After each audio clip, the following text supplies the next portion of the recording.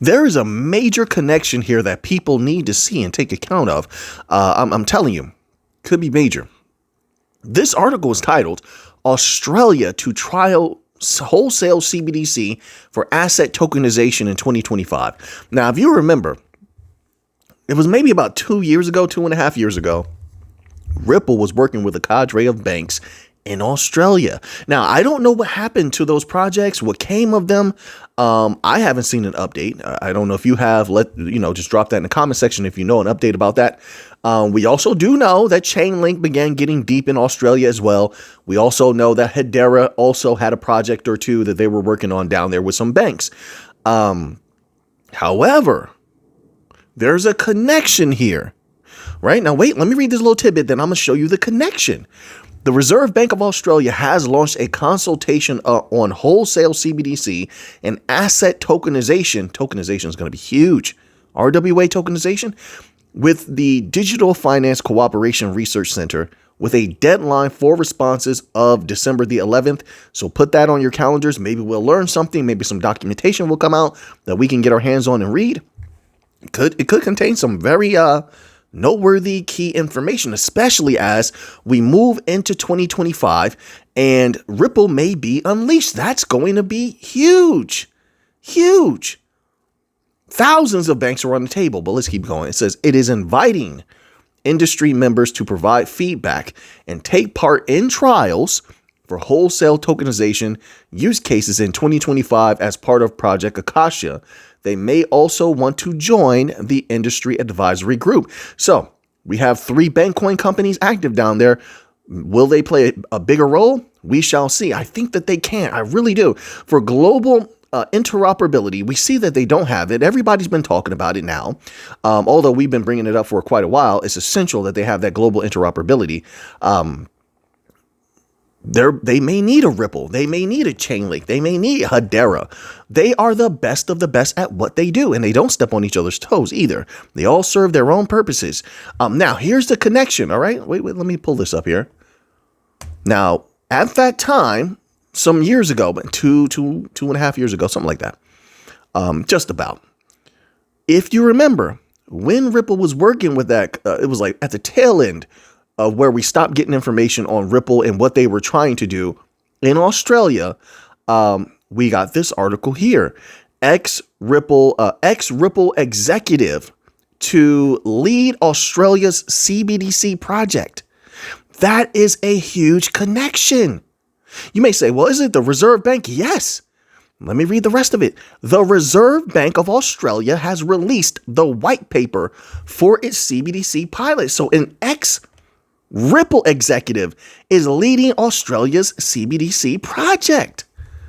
So when it comes to interoperability, I think it's highly logical to believe that that person may lean towards XRPL systems, Ripple systems. That could be big, huge. Let me read a little bit more of this article. The Reserve Bank of Australia has released a white paper titled, quote, Australian CBDC pilot for digital finance innovation, unquote, announcing the central bank digital currency pilot project, EAUD, which is being led by a former Ripple executive, Dilip Rao, there now you have a name, as the program director of the CBDC project. That's no coincidence. Ripple was down there heavy. Once we stop hearing about it, the way I picture it, they leave behind this executive who takes on this new role, this former he was an executive at first, right? At the beginning of the projects, then it was like sometime during that whole half of a year that they were engaging in those projects. Then he became an ex-executive and then just decided to head up that situation down there in Australia. Come on, that's not a coincidence. It's not. Ripple has been planning this for a long time. They can trick a lot of people. They can't trick me. They've tried to get key people in key positions around the globe. This is not an isolated thing. Just look at the United States. You think they brought on Rosie Rios, a bunch of former people of the Fed for nothing? No. Now, it has taken a long time, so some people have become numb and used to that information. It doesn't negate the power of that. Now, once Ripple is unleashed, all those friendships and connections and the people that they know, that will matter. Anybody who's been in any of the major industries, and I've played part in a few, in all humility, they know sometimes it's not just what you know, it's who you know. I've seen this countless times.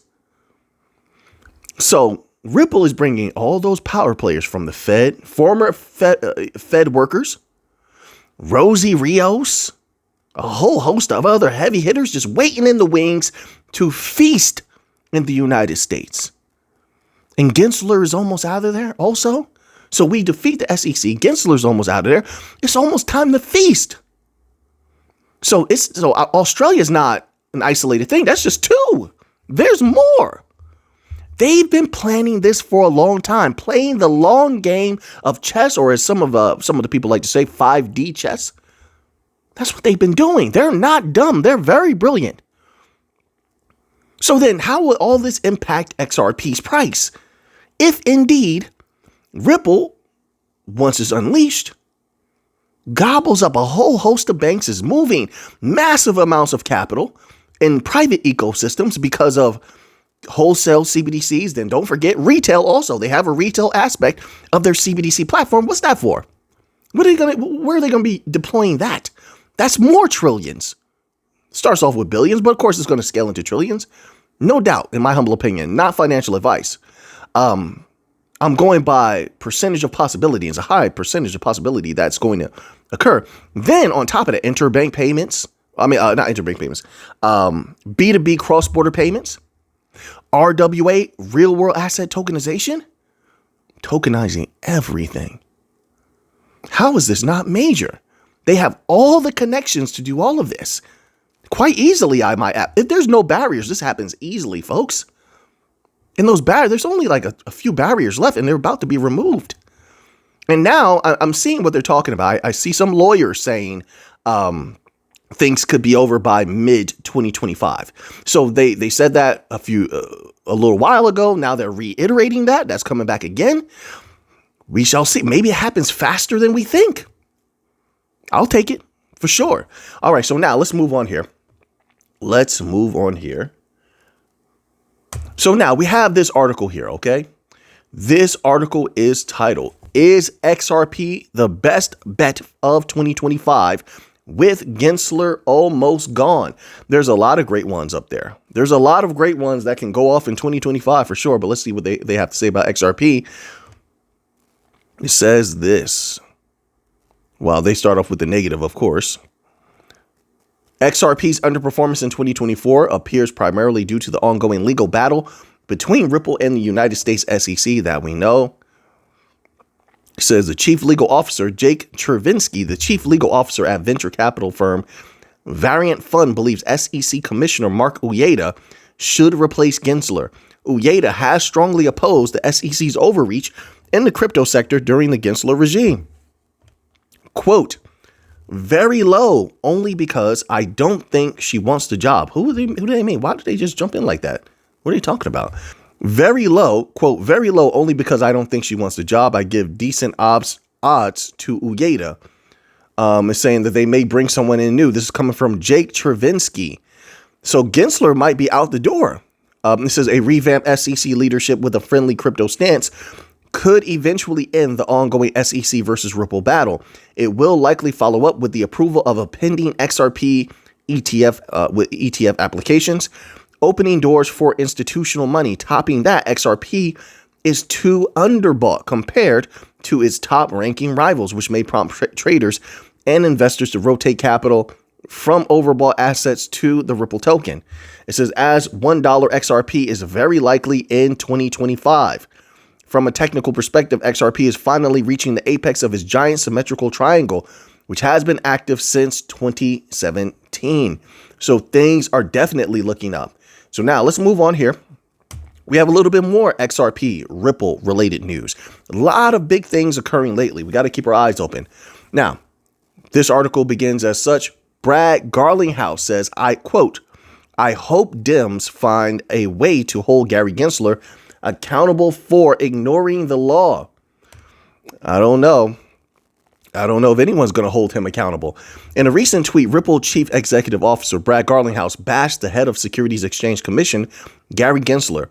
The Ripple boss retweeted a post about the recap of the Massachusetts Senate race, where a pro-crypto candidate, I see where he's going with this, and a big XRP advocate, John Deaton, have just slightly lost to the anti-crypto candidate Elizabeth Warren. I did not know that. My apologies, folks. I don't keep up with all of this. I try to stay focused. I have a few things I'm working on, so I have to focus on those. But I didn't know that. I wish Deaton would have won. However, the post says that, quote, Deaton outperformed expectations in recent history in his Senate race against Elizabeth Warren, unquote. The differences between them constitutes only 19.2%. That's surprising. Deaton is so popular. I don't know.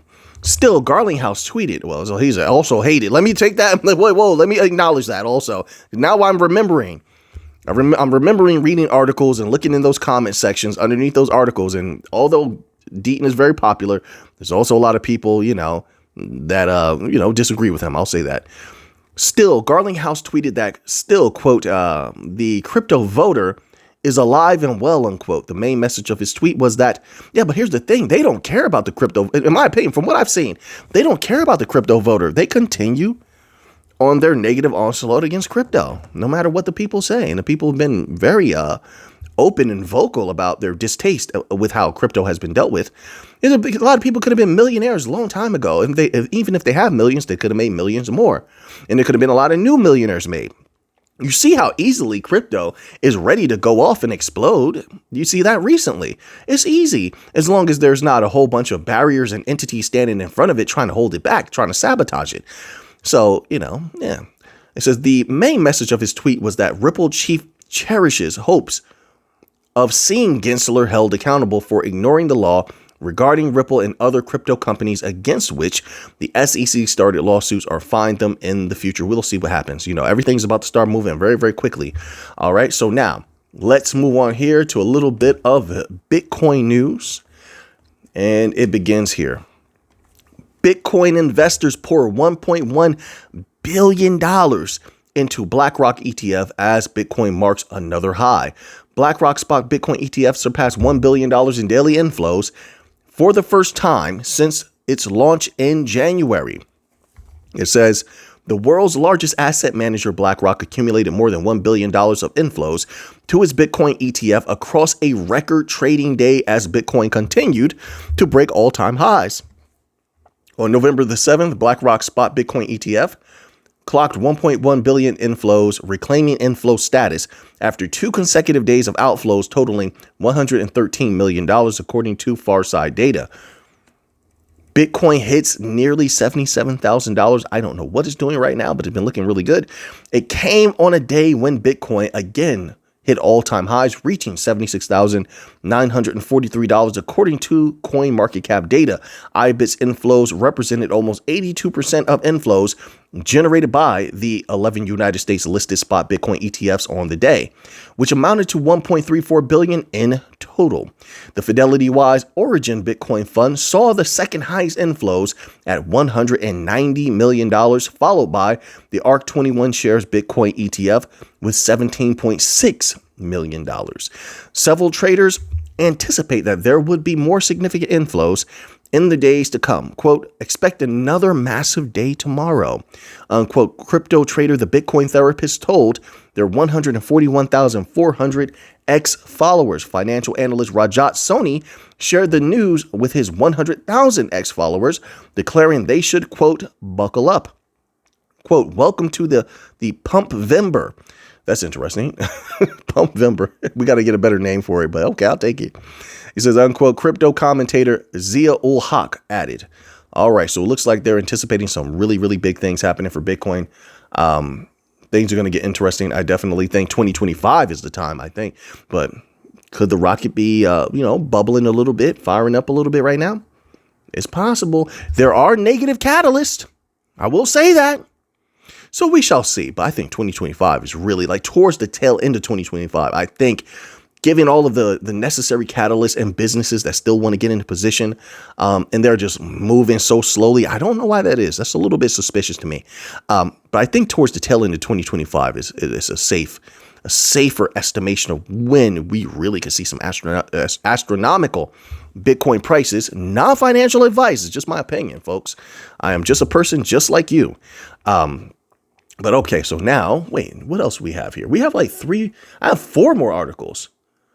Wow, did we have 3? No, we had 2 Bitcoin articles. Okay, so let's get to this next one here. So now, this article is titled $9.3 billion stablecoin exchange inflows have traders bracing for higher Bitcoin prices. They had a little bit of a typo there. They did not put 4 in there. That threw me off. Come on now, Cointelegraph. All right. It says here, stablecoin inflows to exchanges spike and Bitcoin price hits a new all-time high just below $77,000 as investors prepare for a new crypto era. With all the political changes that have gone on, stablecoin inflows to cryptocurrency exchanges are seeing a sharp rise. It says, let's scroll down here.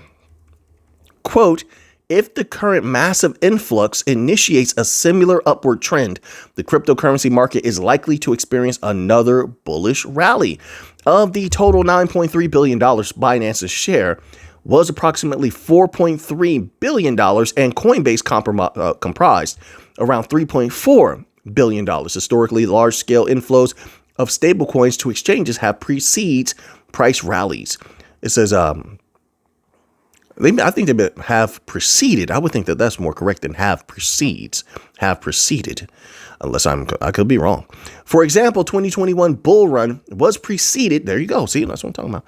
Preceded by an influx of stablecoins that occurred between September 2020 and February 2021. Most recently, rising stablecoin inflows between January and early March this year saw Bitcoin price break previous all-time highs before the Bitcoin halving. All right. It says the crypto community believes that the 2024 U.S. election results ushered in a new era for the crypto markets. All right. So now let's move on here. What else do we have? We have 3 more articles. Let's see if we can squeeze those in here. Oh, let's get this in. I want to see what they're doing here. So Coinbase is at it again. They're always doing something interesting. I don't agree on everything with Coinbase. I do not. They've done things that I've taken umbrage to in the past, but giving them a chance. They've done some pretty good things, some interesting things. This article is titled, Coinbase brings Bitcoin to Solana, spurring high hopes for DeFi surge. FTX's collapse blew a Bitcoin-sized hole in Solana DeFi. Can Coinbase's CBBTC finally fill it? All right. What I will say, and this is what I believe, Solana is bullish no matter what at this point. Then we saw the article confirming what I've been saying the other day, that there's a lot of institutional interest in Solana, a lot of it, not, to use it. That's significant. All right. So now it says nearly 2 years ago, FTX's collapse blew a Bitcoin-sized hole in Solana-based decentralized finance that hadn't truly been filled, possibly until now. Bitcoin remains a benchmark asset for trading, lending, and borrowing on centralized crypto exchanges. It takes effort to bring the crucial financial functionality to DeFi on other blockchains. Basically, someone must issue a token backed by and pegged to Bitcoin on the chain. Exchange giant Coinbase is trying to fill that role on Solana with CBBTC. Launched Thursday, it lets traders swap in and out of Bitcoin-backed token by sending it between the exchange and their Solana wallets. That ease of entry and exit has contributors at many Solana-based protocols hopeful CBBTC can become a gold standard that ripples across the entire ecosystem. No, I know they don't mean anything by that, but I like that. Anytime I see Ripple, I just I think to myself, it would be funny to just insinuate that maybe they're talking about Ripple or something. It's just hilarious. Funny to me. One high-ranking official in Solana land said there's, quote, much higher hopes, unquote, Coinbase's CBBTC will be a hit, especially at a time when Bitcoin, the world's biggest cryptocurrency, is ripping to new all-time highs in the wake of of certain political events. Solana DeFi hasn't enjoyed a comparably straightforward Bitcoin stand-in since the mysterious demise of the last standard bearer, SOBTC. The wrapped Bitcoin token is widely believed to be have been controlled by FTX. It died with the fraudulent exchange in November 2022. All right, so now I believe we have a little bit of Chainlink news, and we know Chainlink has been looking unbelievable as far as the partnerships and the work that they're putting in. It's super bullish. So this article was titled "Chainlink Price Preps a 50% Surge as Block Tower Buys DeFi Tokens." Chainlink price, I scrolled too far, rose for 4 consecutive days and released an important resistance level. Link surged to a high of $12.97. I can't even believe it's still there. Like, in the future, I don't expect it to be anywhere close to this price. This is as Block Tower Capital started buying DeFi tokens. It also rallied as third-party data showed that inflows were rising. It has jumped by 60% from its August lows. Link price rallied after a report by Look On Chain showed that Block Tower was accumulating popular DeFi tokens like Uniswap and Aave. In its post, it noted that the company had received these tokens from Falcon X, Cumberland, Galaxy Digital, and B2C2 Group. All right, hold on, bear with me one moment. And if you heard a weird sound, that's like my elbow. You see that? Sliding on the desk. I don't want any confusion now. Block Tower Capital is one of the most popular companies in the crypto industry. According to Arkham, it has a crypto portfolio worth 446. I don't know if that was a typo, so I'm just going to leave that number out. It looks like it may have been typed a little bit wrong. It says, while Link was not one of those coins, the purchase is a sign that the company believes that the DeFi industry will continue to do well. Data by DeFi Llama shows that the total value locked in DeFi is approaching $100 billion, while the total value secured in Chainlink soared to $27.7 billion. All right, so now we're going to close out here with a little bit of gold. Let's get an update on good old gold. Yeah. So this article is titled "Gold Falls Amid US Dollar Surge. Traders eye inflation figures." All right, so now let's scroll down here. Gold prices have fallen on Friday as the greenback stages a recovery despite falling U.S. Treasury yields. U.S. equities extended their gains, shrugging off election jitters, which were the main drivers of the bullion's advance. However, risk over U.S. politics has faded. All right. On Thursday, the Fed reduced interest rates, acknowledging a strong economy, a cooling labor market, and evolving disinflation process. I do not trust the Fed. That doesn't mean you have to distrust the Fed, but I don't trust anything they say. I need to see the data myself. I want to look at the data myself, and I will. Eventually, I'm going to get to it. Just like we poured over the jobs data, and I said, look at these numbers. These numbers don't look right. Because what I'm doing is I'm listening to the people in the real world, of which many are putting their opinion out there. And I hear it. And then I'm looking at the numbers and saying something isn't right here. So that's what I like to do. And the Fed doesn't do that. It says, however, the Fed officials commented that inflation, quote, remains somewhat elevated, unquote, despite approaching the 2% target. Fed Chair Jerome Powell failed to provide forward guidance on monetary policy and kept his options open at upcoming meetings. He emphasized that the Fed could afford to take its time to lower rates due to the strong economy. He acknowledged that that policy remains restrictive even after today's rate cut, as officials aim to bring rates to neutral levels. The U.S. economic schedule featured the release of the University of Michigan Consumer Sentiment for November, which crushed October's final reading. The same report revealed Americans' mixed views on inflation expectations in short and long term. Next week, the U.S. economic docket will influence gold's path. Traders will eye comments from the Federal Reserve officials, along with key data releases on consumer and producer inflation and retail sales. All right, so now that you have that information, what are you going to do with it? I know what I'm going to do with it. So until next time, everybody, let's get to the money.